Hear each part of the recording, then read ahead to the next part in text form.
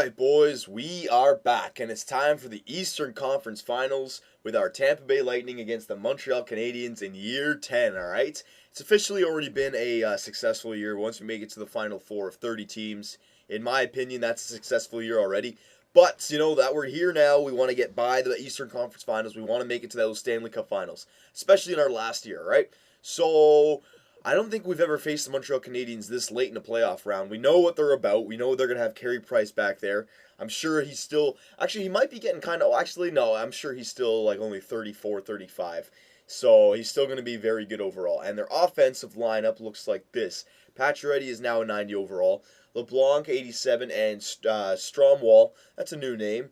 Must be a drafted name. 85 sniper, so must have an okay offensive category. So not a bad first line. Second line, S. Green, 83 power forward. Lars Eller, 87 playmaker. And Kohlberg, 81 sniper. Not the greatest second line. The two wingers are fairly weak. Lars Eller's not bad, but the two wingers fairly weak. Third line, Goudreau, Desharnais, and is that Teal Burns? Teal Burns right there, 85 two-way forward. Teal Burns, I'd say, is the best player on that third line. All right, Desharnais, maybe he's not that bad. And then the fourth line, Skurlach, Uhr, and Bubnik. Nothing, you know what, they really don't have too much on their offensive line here. Pacioretty's not bad, LeBlanc and Eller's not bad. And then that Stromwall guy, maybe you could say, has an okay offensive category. But other than that, they really don't have any depth. Their third line's not bad with Desharnais and Teal Burns, but they have a lot of low 80s everywhere, especially for a Year 10 franchise. All right, so maybe they have a better defensive core. Hache, two-way defenseman, 83. PK Subban, 90 overall, two-way defenseman. So they have their one superstar stud on defense. Goncharov, 82 defensive defenseman. Nickel, 82 defensive defenseman. Racine, 82-way defenseman, and Maloney, 81 defensive defenseman. So really, they don't except for Pacioretty and Subban, they really don't have anyone else who are superstars. They have a bunch of fill-in players who are not even that much. Like, their second best defenseman is an 83 overall. So, yeah, we got them covered offensively and defensively. But goaltender, that's the issue. Yeah, and that's why. Carey Price is 96 overall in Year 10, all right? So that's the reason they've made it this far for sure. Carey Price. So if we can solve Carey Price, I don't see them putting up much of a fight, all right? We did lose Luke Fensky to injury, so that is a big loss. All right, but once again, we should be able to handle the Montreal Canadiens, right? Their one wild card is their goaltender, but I don't see them scoring too many goals on us, right? It's Subban versus Subban here. Let's see if PK, the older brother, can score on his younger brother, all right? So here we go, Montreal. Eastern Conference Finals, Game 1 in Tampa Bay. Come on, boys. I can smell those Stanley Cup Finals once again. Here we go. First period. All right, they start off with a goal. Maloney scores on Malcolm Subban. Don't worry about it there, Sub-Zero. Second period. All right, we got two back. Golden and Granny Smith. Way to go, boys. Way to go. That's what I need. I need some depth scoring here. All right, here we go. Power play. Nice. Don't worry about it, boys. Come on. Somebody step it up. Ah, I knew it. I knew we needed one more. Max Pacioretty ties the game. 2-2 in the third period. We got a game here. This is a big first game. Who can take game one? We're going into overtime. Power play. Come on, boys. Oh, power penalty kill. Good job. Power play. There it is. Victor Hedman. Oh, the super Swede back there. Our super defenseman. Our rock back there for the last 10 years. Absolutely. He gets a clutch goal for us in overtime. And we take game one. So that's what I mean. They only got 2 goals on us. All right. Our Sub-Zero played great for us. And we only mustered up 3 goals. And it took overtime and 47 shots to get those 3 goals. So a game where Carey Price played good. He didn't win them the game, but he played good enough that they could have won the game. That's for damn sure, all right? So, come on, boys. As long as we get 3 goals a game, I mean, and Sub-Zero plays good, we shouldn't have any problems from the Montreal Canadiens, right? They didn't have any really good players out there except for Pacioretty and Subban. Everybody else, nobody's, all right? So, here we go. Come on, boys. Let's get some early goals on the Montreal Canadiens. First period. All right, that's what I'm talking about. 4 early goals.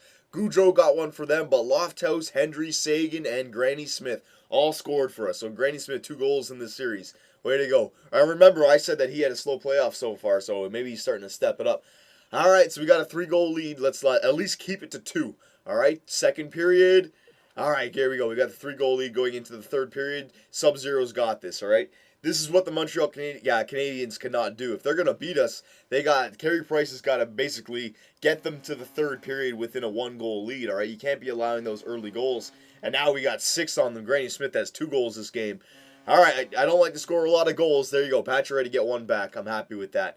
I don't like to score a lot of goals because then they're going to come out firing in the next game, all right? But there, once again, Subban only 2 goals, basically 1 goal. He didn't allow that second goal until 3 seconds left. Another great game for Malcolm Subban. Our offense came to play, all right? Yep, once again, the Montreal Canadiens, I don't think they should be this far in the playoffs.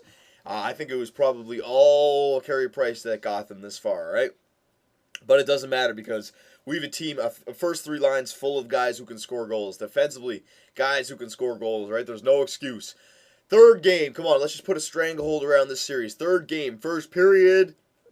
There you go. Len Little gets a goal. Wrist shot, baby. Carey Price has not been able to stop anything. Second period. All right, they got 1 back. S. Green scored on Malcolm Subban. Come on, they're playing for their lives this game. They know if they fall down 3-0 to us, it's over. Come on, boys. We got to step it up. There you go. Power play. There it is. Trent Lofthouse on the power play. Way to go, Lofty. Here we go. Can we shut them out now for the rest of the game? I know I just jinxed them, but he can do it. There you go. And Victor Hedman gets the empty netter. Oh, and Ekblad gets another empty netter. 2 empty netters from our defenseman. And we take game 3, 4-1. So this series, we have not had any trouble scoring goals on the Montreal Canadiens. All right, Carey Price has not been a factor for us. Game 1, he played good. Game 2, and game 3, I mean, we just put too many shots on the net, scored too many goals. All right, we're up 3-0 in the series against the Montreal Canadiens. I really don't think the Montreal Canadiens can come back and win 4 in a row on us. All right, with that team, I just don't think they can do it. All right, they basically need Carey Price to get 4 shutouts in a row, or 4 games with 1 goal against, because themselves, they're not scoring enough goals anyways. They're not being competitive games anyways. They've yet to score more than 2 goals in a game, so that's what I'm talking about. So yeah, boys, you know what you're doing. Just keep going. Serge Dague is back. Good. Best lines. It doesn't matter because our AHL team has been eliminated anyways. Yeah, they have. All right, so that's good, though. At least if Sub-Zero goes down with an injury now, we do have a backup, all right? So game 4 in Montreal. Come on, boys. Let's just end this series, get some rest before the Stanley Cup Finals, all right? Here we go. First period, 0-0. We had 19 shots on net that period. What did I say? If they have any chance of winning, Carey Price has got to stand on his head. He did good that first period. Second period, all right, we got 3 goals. Yeah, we're already up to 35 shots in 2 periods. Carey Price, he's not Superman, man. Stamkos, Richie, and Nuge. And we've had, balanced scoring in this series. Like, everybody's had a goal. It hasn't just been one person, all right? Third period, Sub-Zero's got the routine in place, more than the routine. All right, I'm pretty sure the game is over. I'm pretty sure the series is over. Yeah, we had 43 shots on the net, 45 shots on the net.